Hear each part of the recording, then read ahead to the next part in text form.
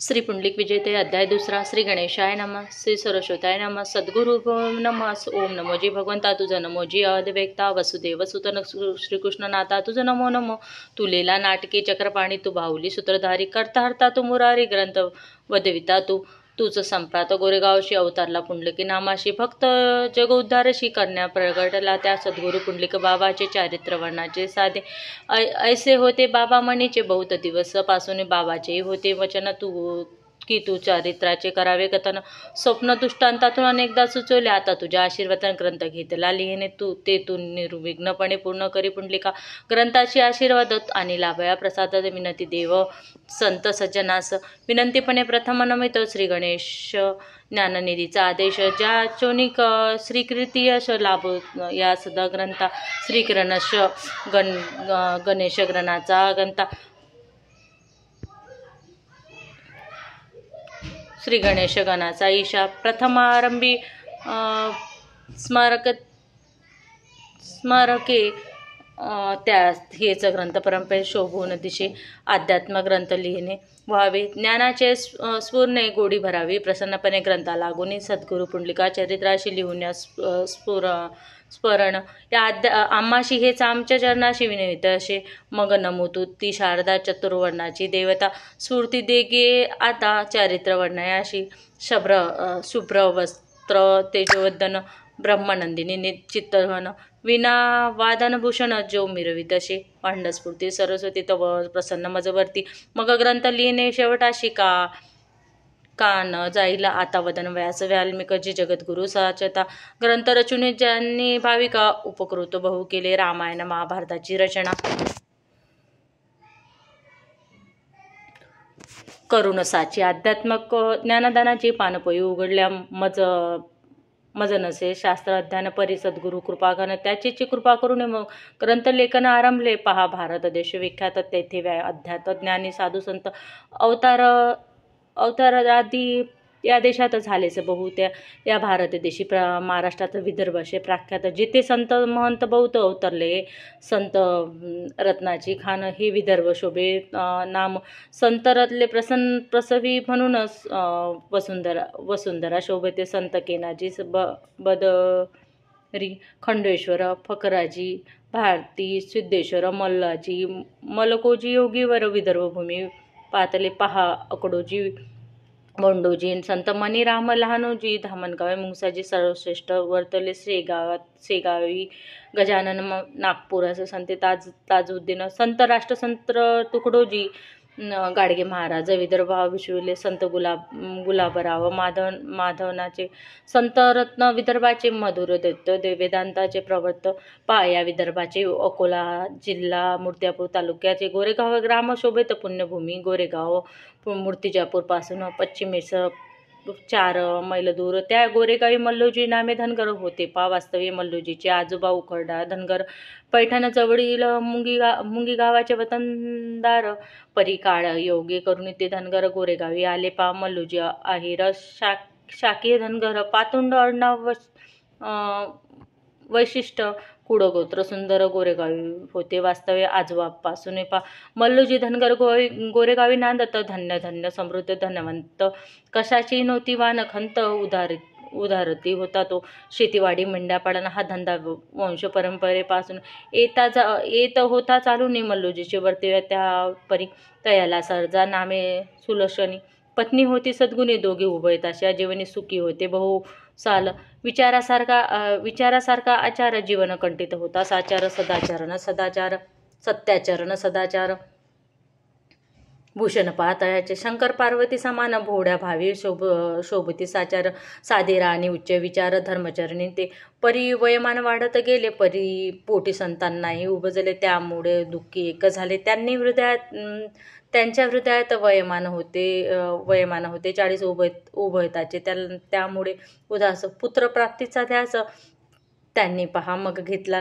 पती पत्नी उभयतास भक्तमान होते तत्वता शिवशंकर आराधिता काळोक्रम लागली शिंदखेड येथे एक मोरेश्वर भक्त होते उभयसाचे दुःख दैन्य हृदयाचे निवेदिता शंकरा पहा वृक्षवेर बहरली परी तिनं फूल नाही पसरविली वयाची गामे लागली ते चित्ता सरते अन्न पाणी गोड वाटेना जीव कशात ही रमेना पुत्र संतता नसता त्याला दुखी होते उभयता छान सुरेख भाऊक दीपविना भुलावन तैसे पुत्र लविन तन्मन उदास झाले मल्लूजी धनगर उदास धनाचा वेच करी फार अन्नदान करून साचार ग्रामस्तर सुखावी पवित्रपणी आचरण एकादशी जागरण द्वादशी अन्नदान करून जीवन जगे उधारती त्यांच्या अन्नदानाची प्रसिद्धी राजे होडकरापर्यंत गेली ती तेव्हा ते भेटी लागून येती मल्लूजी प्रति गोरेगावे नामस्मरणी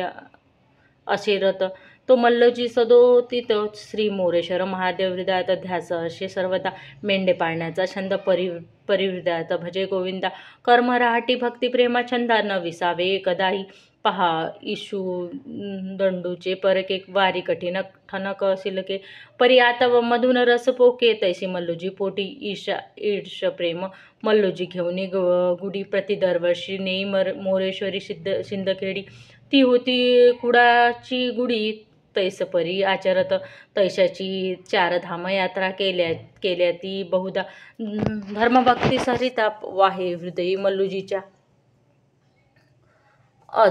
अजान बाहू मल्लूजी भगवान खरे ज्यांनी प्रपंच परमार्थ करून जीवन पहावे चले नदीचा प्रवाह जैसा वाहा तसे तैसा कुळाचाही प्रवाह अपैसा मल्लूजी रहाटे कुळधर्म कुळाचार पाळावा शस्त्रानुसार वयाच्या संरोच्चार करून हे असो एके दिनी मल्लूजी गेले प्रसिद्ध क्षेत्र शिंदखेडाशी तेथे मोरेश्वर भगवान सुकराशी मस्तक ठेवले पिंडीवर ते न उचलोची वाटेत याला खुंदू रडून मोरेश्वरा अश्रूंचा अभिषेक केला मल्लूजीने म्हणे देवाधिदेवा शंकरा श्री शोभे महादेव मोरेश्वरा मी काय गुन्हा केला खरा निपुत्री जाहलो मल्लूजी रडे स्मंदुनी डोळे पिंडीवर ठेवून सदगदित होऊन अंतकनी देहभान विसरला पाहत ते अवसारी काय घडले नवलपरी ईश्वरा कारणे चमत्कारी मानव न कडे गाभाऱ्यात हर्षवधूनी भरून गेला खदखुर्दुनी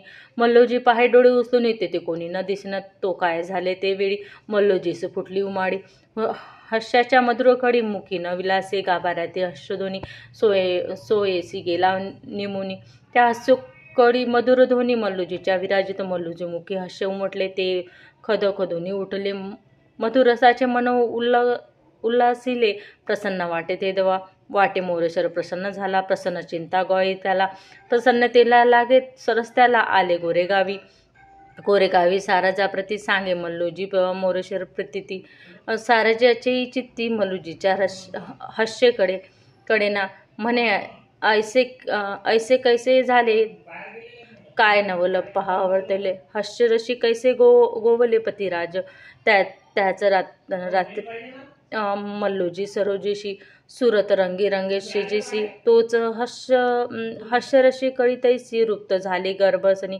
त्या हास्यरसाचा गर्भ भला सारजेचा पहा राहिला प्रसन्न कृपा प्रसाद मोरेश्वर भोला देई पुत्र रूपाने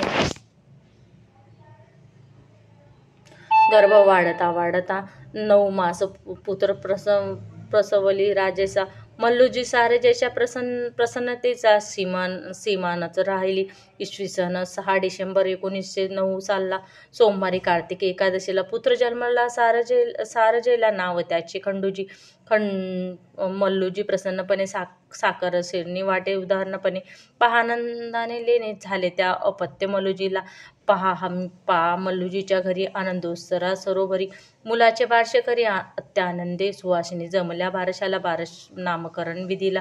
खंडोबा कृपेने पुत्र झाला म्हणून नावे ठेविले खंडूजी. भुकल्या पाथस्थानाला भाकरी औचित मिडे खायला. मग त्याचे समाधान नसे सीमा जैसी तैसीच सारजा सुखावली. पुत्र प्राप्तीची इच्छा भली पूर्ण झाली कृपमेडी. मोरेश्वराच्या मोरेश्वराच्या खंडूजी वाढता वाढता 2 वर्षाचे झाले तत्वदा, तेव्हा मल्लूजी शारजाने आता खंडूजीच्या दर्शना पण जेजुरीचे खंडोबा कुळदैवत पूजा त्याची होती कुडात, त्यामुळे बाळाला दर्शनाप्रत नेले जेजुरीला. खंडोबाचे दर्शन करून परत येता वाटता प्रसाद घेईना, मुलगा गेला हरून लक्ष नव्हतं उभयताचे. मल्लूजी शारजा शोकाकुळ झाले, कुळदीप कुठे हरवला, शोध होता भला, हिरमुसले झाले पहा गरिबाचे रत्न गवसले, पण अकस्मात हरपले, तैसे पुढे तेथे झाले उभयतांना. श्रोते पुसती आश्चर्याने, आता कथा पुढील प्रसंग सांगा समाधाने, पुढे कैसे वर्तले तव वक्ता म्हणे संत सज्जना, तुम्ही ऐका आता गुणवान भक्त कार्य देव खंडोबाने कैसे भविष्य वर्तविले पहा. बाळा खंडोजीला मुरलीने उचलून नेले धराला आणि आणून दिले 3 दिवसाला.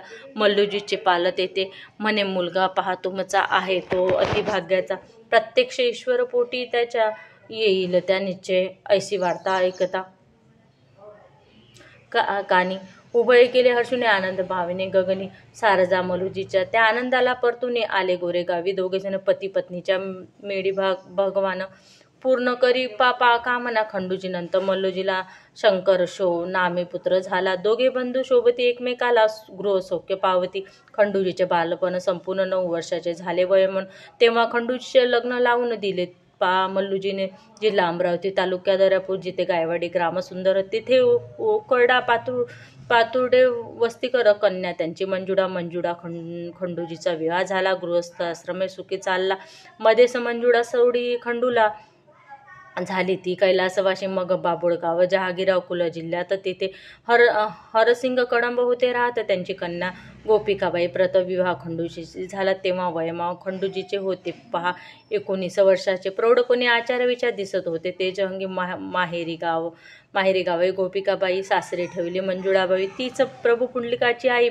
महाभाग्यवान खंडूजी. मंजुळा संसार राहटती सत्य व्यवहारी, ईश्वरभक्ती सदाचारी होते पहा उभयताने. ईश्वरभक्तीचा जिव्हाळा खंडूजी अंगी, दैव गुणकला, दयाबुद्धी परोपकारा भाव बोडा होता खंडूजीचा. मित्रमंडळीचा घोटाळा सोबत नित्य खंडूजीला निका मन मोकळे, सर्व प्रथा देखा मज आणि भजनशीला. खंडूजी भजनानंदी, ईश्वर भक्तीच्या छंदी, प्रपंचाच्या फंदी मन गुंतो निधी सर्वदा. माधवराव वंजारी ज्याचे कीर्तनास साथ करी, टाळविना गायन कुसरी होते खंडूजी स्वभावता. खंडूजी 20 वर्षाचे होता. मल्लूजी कैलासवासी झाले सर्वदा. प्रपंचाचा भार माता पडला खंडूजीच्या, मग अधिक उदास झाले. प्रपंच मन विटले, हरिभजन अन्नदान चाले घरी त्याचे सर्वदा.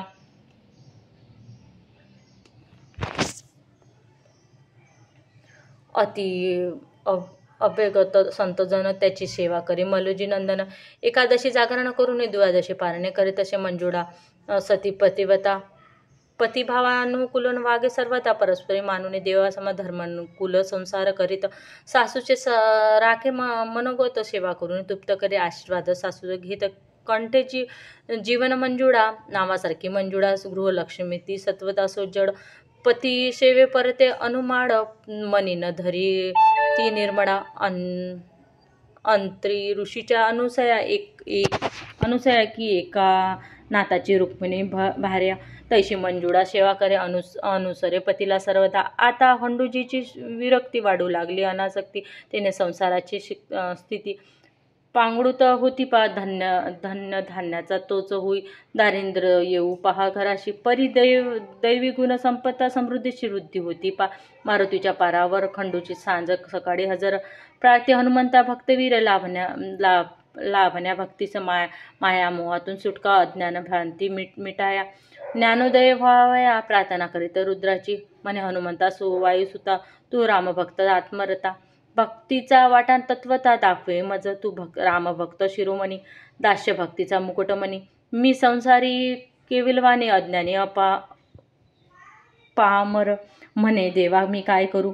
मन माझे कसे आवरू, तुझं कोण्या स्वरूपी स्मरू कैशापरी देवा तुझे कैसे स्वरूप कोणत्या रूपी अनुप तुझं पाहण्या ज्ञानदीप कोठून सांगू तू सगुण की निर्गुण नामरूपात चितघन आकारी ते निरंकारी सधन प्राप्त होय कैशापरी तो परब्रह्म सघन अपरोक्ष अनुभूती कसे करेन त्यांच्या प्राप्ती लागून मी आता करू तो परमात्मा कैसापरी नांदतो दसवे द्वारी षष्ट चक्रवरी श्रीहरी राहत कैसे संत म्हणते ते सर्वव्यापी अपरिच्छेद्य असमी तृप्ती तयाची येण्या प्रचिती साधन कोणते करू शास्त्र म्हणतो तो घनवट तयाविना रीते नकोट भावभावित अविट त्रिमूर्ती परतपा तोच निर्गुण निरंकारी मग कैसा तो आकारी रामकृष्णांदी अवतारी प्रगटे कैशापरी